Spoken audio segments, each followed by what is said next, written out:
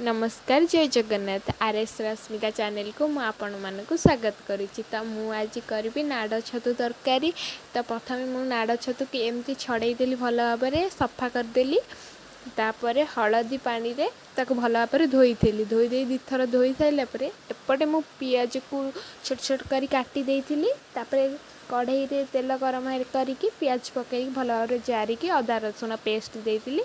हलदी लंका गुंड मसला पकईदेली से गोटे बिलाती को छोट छोट काटिक रखी देदेली। तापर पानी टिके देके भलसे खसीदेली। खसी सारापर टिके लुण पकईदेली। तापर छोट छोट कर आलू काटिक रखी से देदेली। आलू टिके कषि सारापर पानी देदेली। एपटे छतु भाजिकी रखी छतु आलू सीझीगला छतु को मुझे पकईदेली। तापर टिके फुटीगला मो छतु तरकारी रेडी होगला। तो आपण मैंने कमेंट माध्यम आपण मैंने जनइबे मो छतु तरकारी आपण मानू केमती लगिला। भल लगी लाइक सब्सक्राइब शेयर करने को भूलिबेनी। नमस्कार।